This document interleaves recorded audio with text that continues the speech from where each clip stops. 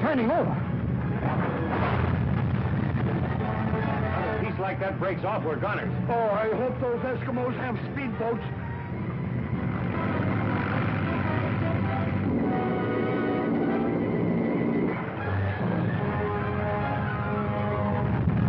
This is it. She's cracking up.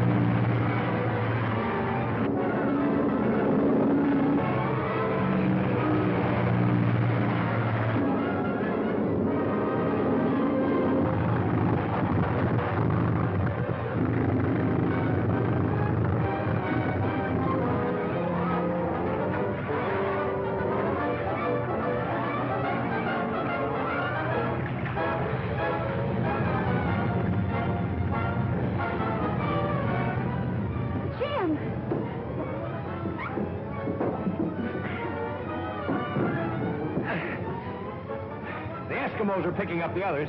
Where's my father? I put him in a kayak. Oh. Head for the village.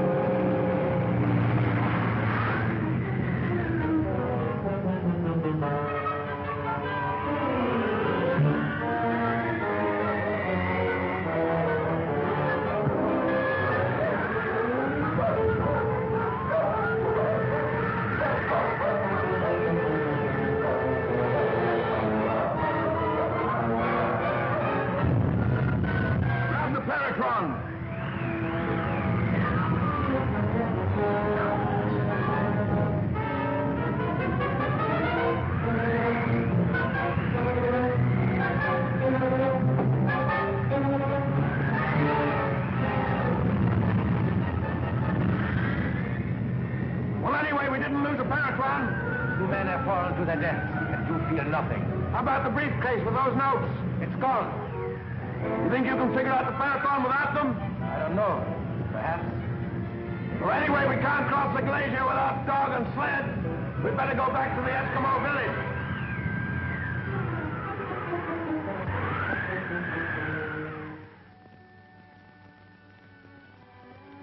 So there we were, marooned in the iceberg.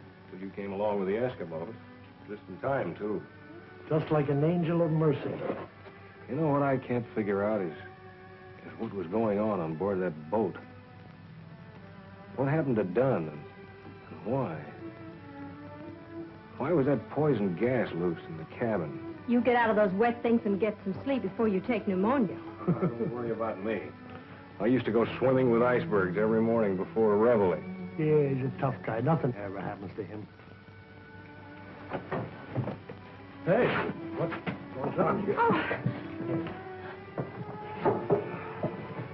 Is he all right? Yeah, just plumb exhausted. Needs some sleep. Well, see to it that you get some yourself. Yes, miss. I'll go check on Dad again. Yes, miss.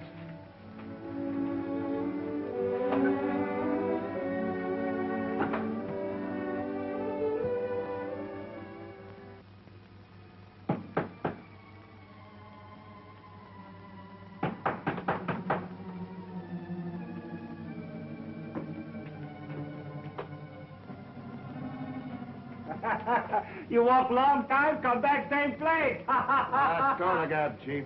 We're starting out again in the morning with a new outfit. All we want now is some grub and a place to sleep. More white men come. You go see. Look, all we want... What did you say? More white men come from iceberg. In house. There. Do you think it could be? It's impossible. Lady, white lady come. Fly in air like bird. Eskimo go in kayak. Oh, never mind all that. Show us where they are. I show.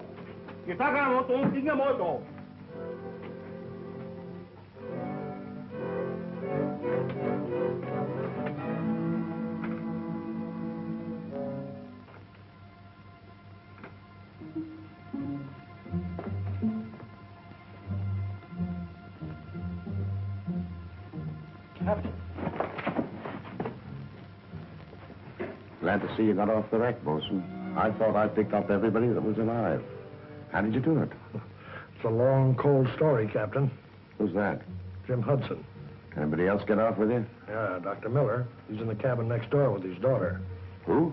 His daughter. She came by on a plane and picked us up off the berg. Want to speak to him? No, let it go until morning. You'd better get some sleep. Aye, sir.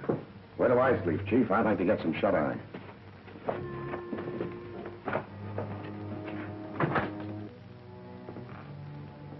If we had not lost Dr. Miller's notes, it would have been different. But now that we found him alive, he must be kept alive. And the others?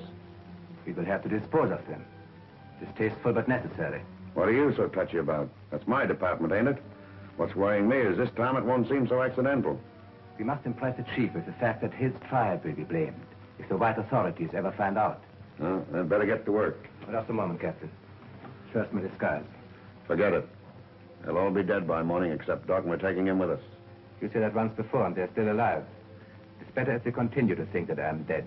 You masterminds sure ain't taking any chances, are you? Sit down. I'll fix you up.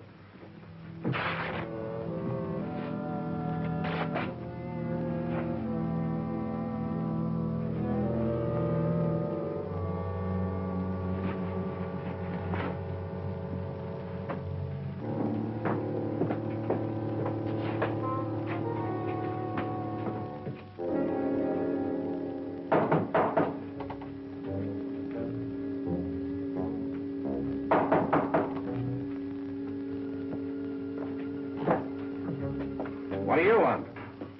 Oh, I couldn't sleep, Captain. I've been worrying about how we're all going to get out of here. Figure we might as well talk it over now. Sure. A couple of things bothering me about you. How do you mean that? Just how much do you know about Jim Hudson and Doc Miller? A couple of nice guys, as far as I know. What are you getting at, Captain? They're murderers. They killed Dan and tossed his body overboard. Are you sure? I'm telling you, ain't I? They're a bunch of criminals, and I'm seeing to it that they're brought to justice. What I want to know is, whose side are you on? I only have one choice. That's the side of law and order. Now you're talking, Bucko. What are your plans? Well, I'll handle the doctor. He'll take care of the girl. Who are you? Oh, he's just one of the boys. Got badly burned down in the engine room. Now, can you handle Jim Hudson yourself? Oh, sure. Well, now this is what you do. He's a desperate criminal. And if things go wrong, and he puts up a fight...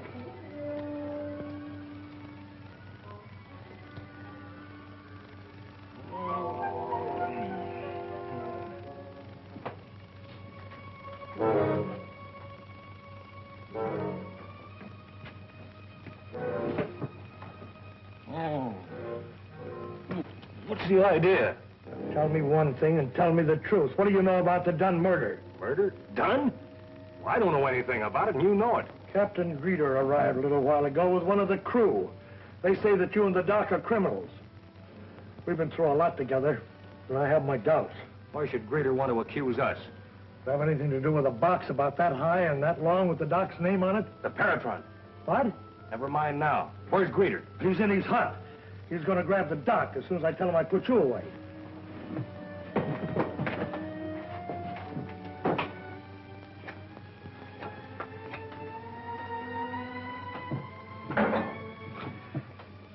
This'll take care of him.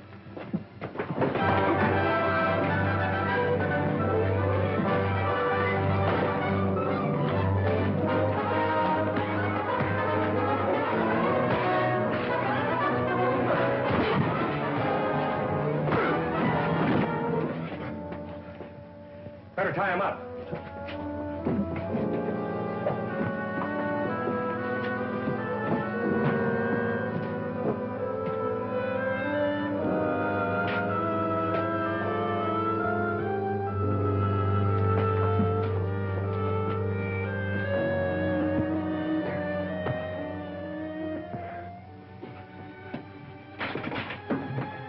Yeah, it's the Peritron, all right. Hey, what is that thing? It's a secret invention of Dr. Miller's. You don't know it, Bosun, but you did your country a great service when you didn't slit my throat. I figured you were the right kind of a guy. And I figured that skunk on the floor there was not with law and order. Keep an eye on him. Oh, well. Hey, that's pretty heavy, isn't it? No, I'm warmed up now. Yeah, no fooling. Say, where did you learn all those fancy tricks? Huh? Oh, from the commando. Commandos, huh? Yeah, rat. You know, the way I figure it, some higher-ups tipped Greeter off over that shortwave radio about the Peritron after we came on board, and they were trying to get rid of us. It's in perfect condition. And you think Greeter and his men are in the pay of someone higher up? I'm sure of it. Well, what do you intend doing with the prisoners? Oh, the chief will keep them here till I can send the marshal up from Bankhead to bring them in. I'd give a great deal to know who the ringleaders are. So would I. We'll find out, though. We won't stop till we do. Well, how will you arrange for us to leave here? Oh, the bosun and I'll go by dog sled. You and the doctor can take the Peritron with you on the plane. Now, we'll meet in Bankhead, and I'll arrange transportation from there. Mm-hmm. Well, we got to get an early start, so we better get some sleep. That's a bright idea, Jim. Good night, Jim. Good night. Come along, honey.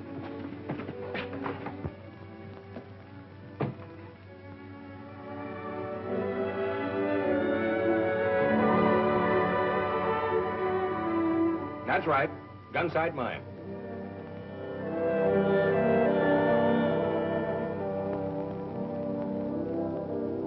Gun sight mine. Bill Hudson speaking. Hiya, Pop. This is Jim. I'm at Bankhead. Oh, I might have known they couldn't drown you, Jim. Gee, it's good to hear you. Is Doc Miller all right? When are you going to get up here? Doc Miller and Ruth are right here with me, and we're coming up as soon as we can get transportation. Well, why don't you call Brock? He can fix anything. I'll call Brock right away. Goodbye, Pop. Be seeing you.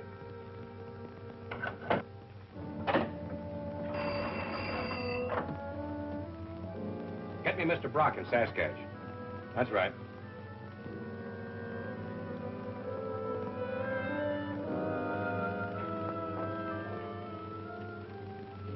Oh, Mr. Jim Hudson is on long distance. Do you wish to speak to him, Mr. Brock? Jim Hudson, you bet I do. Hello?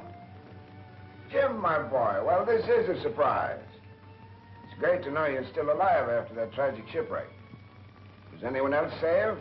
Oh, yes. Dr. Miller, the ship's captain, 3 members of the crew. By the way, Captain Greeter and a pal of his turned out to be would-be murderers. Why, that's terrible. Certainly, I'll have the marshal go right out to that village and place him under arrest. Where are you now? Well, that's what I called you about. I'm in Bankhead trying to get home. I was wondering if you could arrange to put me and a party of 3 aboard that evening transport plane out of here. Why, I think so. Have you much baggage? I see. Just 2 large wooden cases, huh? Well, I'll arrange it. Not at all, my boy. So long.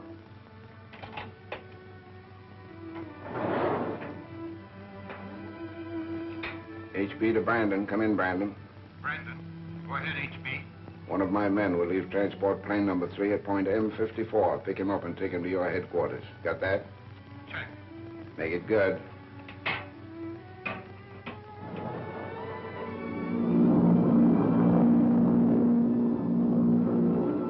You were lucky to get transportation like this with such short notice. No trouble at all. This Mr. Brock's a good friend of Dad's and a big shot up here, too. He just about runs things up in this part of the country.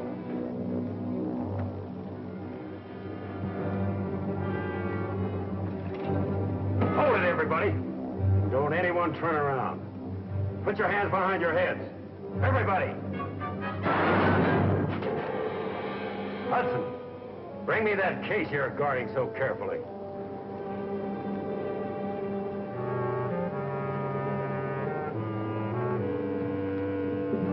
Sounded like a shot, didn't it? Sure did. Better take over. I'll go have a look.